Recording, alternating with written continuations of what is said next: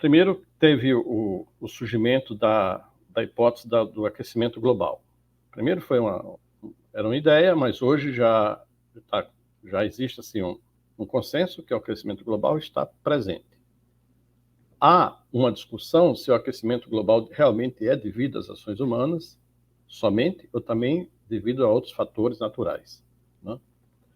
Mas a parte da questão humana já foi levantada há muito tempo atrás, mas somente há cerca de 30, 40 anos é que começou a se perceber que realmente estava em curso um processo de aquecimento global, né? E esse processo de aquecimento global tinha sinais de que ele se devia às ações humanas, né? E aí entra a questão dos chamados gases de efeito estufa, né? É preciso falar um pouquinho desses gases pela seguinte razão. A Terra, se ela não tivesse atmosfera, a temperatura da Terra ela variaria brutalmente, como acontece com a Lua, né? Variaria de menos 120 a mais 120 graus Celsius, né? É inimaginável para o ser humano que aqui são menos 120 graus. Geralmente um freezer, uma geladeira e tal, está ali em 0 a menos 10 graus, menos 15 graus. E a temperatura alta, bom, a água ferve a 100 graus, né? E aí, por que a Terra, então, se colocou essa pergunta? A Terra é um planeta que tem uma temperatura razoável, estável, muda de região para região, né? Mas ela tem uma temperatura média, né? Então, considerando já que a Terra era redonda, né? E isso os gregos já sabiam, Aristóteles fez uma grande estimativa do raio da Terra, ainda aparecem os terraplanistas por aí, deixar essa parte. Então, a pergunta que se colocou é: como a composição da atmosfera altera a temperatura média da Terra, né? Então, a presença em si da atmosfera ela já abranda, né, o clima terrestre, o clima médio. Mais ainda, se percebeu que existiam gases na atmosfera, primeiro entre eles vapor de água, que tinham um papel de aprisionar, de reter calor, né? O que acontece conosco? Nós estamos no sistema solar. Então, o Sol emite radiação, é uma radiação eletromagnética. A radiação eletromagnética ela é responsável por uma série de processos que a gente usa em nosso benefício. O primeiro deles é a visão, né? Vamos colocar mais ou menos assim na faixa, uma faixa de 0 a 1000. Não vou precisar bem o que é isso, mas vamos colocar essa faixa de 0 a 1000. Para quem conhece um pouco mais de ciência, vai se situar que eu estou pensando no comprimento de onda em nanômetros, né? Então, numa faixa de 0 a 1000, entre 300 e 700 é que está mais ou menos a faixa que a gente vê, né? Um pouco acima disso, logo, que é comprimento maior, os 700, em torno de 700 vai ser o vermelho, pouco acima disso em torno disso está o chamado infravermelho. E, por outro lado, na outra ponta está o ultravioleta, né? Essas radiações a gente não vê, a gente não enxerga, mas a gente sente o efeito, né? Como micro-ondas, como raio-x. Pois bem, o que acontece com o sistema terrestre é que recebe energia do Sol e tenta devolver para o espaço. No que ele tenta devolver para o espaço, ele emite como radiação, chamada radiação térmica, principalmente no infravermelho. E aí, no topo da atmosfera, ele vai encontrando os gases que conseguem absorvê-lo. Significa dizer que ele aprisiona, então, essa radiação. E com isso aquece um pouco mais o planeta, né? Se tivesse atmosfera pura, é estimado que, sem gás de efeito estufa, nós teríamos uma temperatura média do planeta em torno de menos 15 graus, menos 20 graus por aí. E nós temos em torno de 15 graus, ou seja, tem uma diferença de 30 e pouco, 33, 35 graus, devido ao gás de efeito estufa, aos gases de efeito estufa. Sendo o vapor de água natural, que é a água que evapora, né, forma as nuvens, o mais importante para nós. E aí um químico,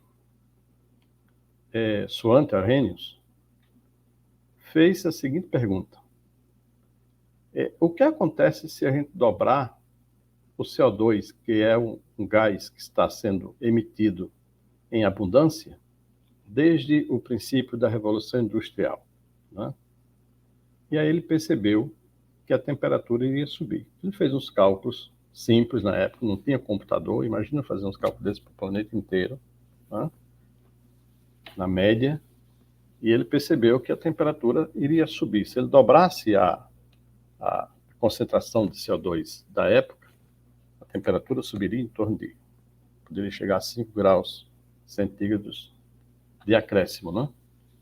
5 graus centígrados de acréscimo, a temperatura média é muita coisa. Muita coisa. Veja que nós estamos lutando para manter 1,5. Teve grandes variações. Eu tenho para água. Então você começa a perceber que daí é um problema eminentemente físico. É um problema de troca de energia, de calor, de temperatura. Foi um momento bem propício porque quando surgiu a Revolução Industrial caminhou junto, eu não sei quem se beneficiou mais um do outro, a termodinâmica. Foi o último grande ramo da ciência física que se desenvolveu, não é? Depois veio a mecânica quântica, a mecânica de átomos e moléculas, mas as chamadas teorias clássicas, ela foi a última. Porque em 1800 não se sabia muito bem quais eram as distinções entre calor, temperatura, energia, por exemplo, não é? O conceito de entropia, que é uma coisa essencial em termodinâmica, não estava nem imaginado ainda. Aí foi surgindo o reconhecimento. Calor como forma de energia. Temperatura como sendo algo distinto de energia, né? Na verdade, a temperatura hoje a gente interpreta como sendo uma média do movimento molecular. E com isso você tem um problema termodinâmico real, né? Do mesmo modo que Carnot, sabe de Carnot, que foi o grande engenheiro físico que estabeleceu as bases da teoria das máquinas térmicas, se percebe que a Terra pode ser vista como um sistema de Carnot, né?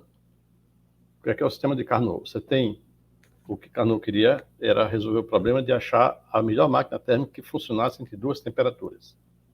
Isso levou a uma série de problemas, inclusive filosóficos, tecnológicos, assim por diante, né? Como que você constrói uma máquina com o melhor rendimento possível, operando em duas temperaturas, né? Ela tem que tirar calor de um, passar para outro e de alguma forma tirar uma parte para realizar trabalho útil, né? É assim que funciona o sistema, por exemplo, de energia, de distribuição de energia. Você tem uma transferência. Hoje se sabe que tem uma mudança você aproveita a energia de uma forma para outra, mas sempre há perdas, né? E isso foi uma grande percepção do Carnot. E a Terra ainda era mais complexa, porque a Terra é um sistema aberto, né? A Terra, ele não é como o Carnot imaginava, um sistema fechado.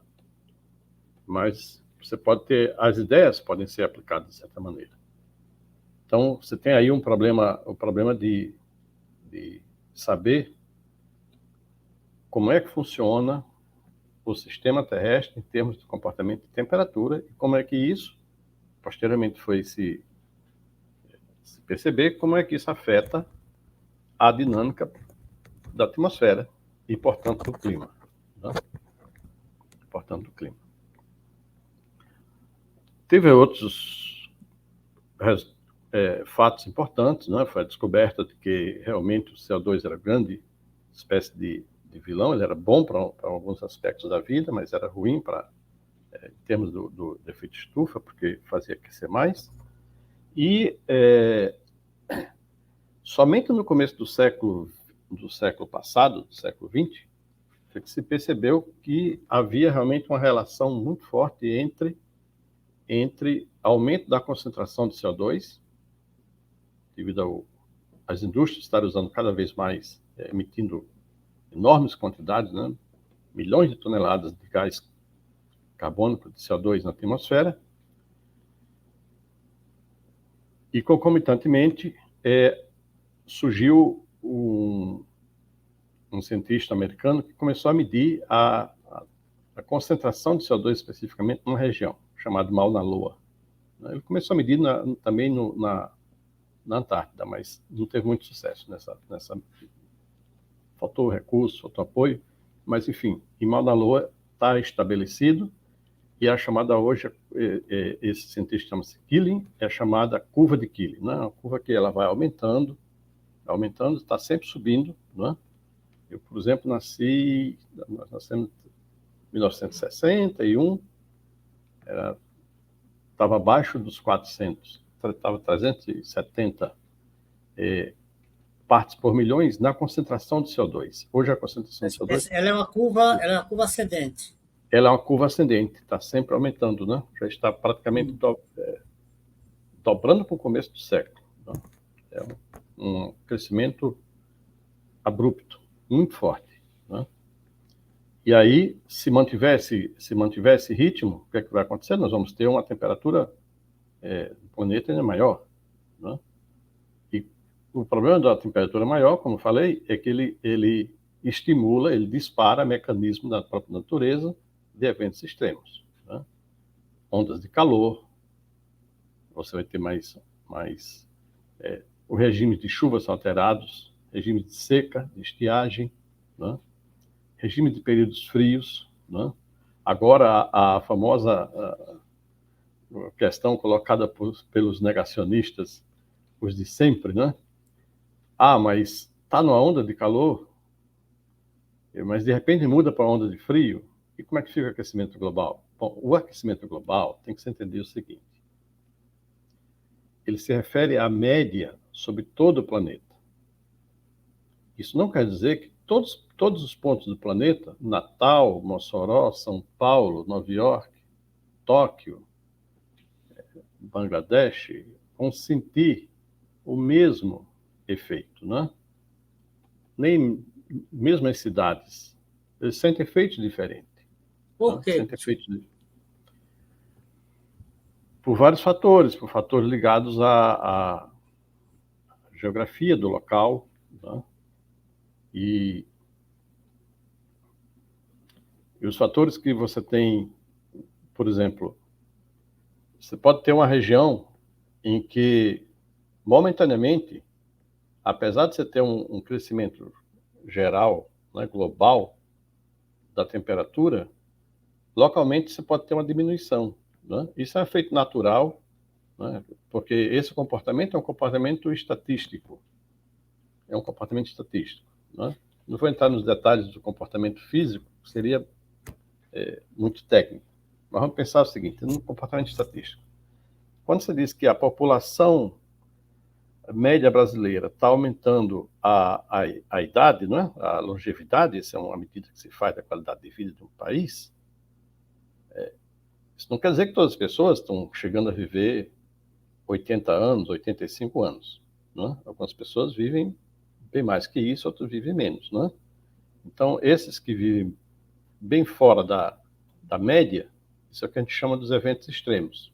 Não é? Uma pessoa que vive 105 anos, não é? No caso aí não tem uma analogia para o menor, mas para o maior tem. E o que acontece com a mudança climática? Você começa a ter, por exemplo, o número de eventos climáticos de uma certa natureza, por exemplo, uma estiagem, ela começa a aumentar a intensidade e ela começa a aumentar o prolongamento dela também. Quando você tem chuvas intensas, elas começam a ocorrer com mais frequência, né? Com uma grande chuva, como aconteceu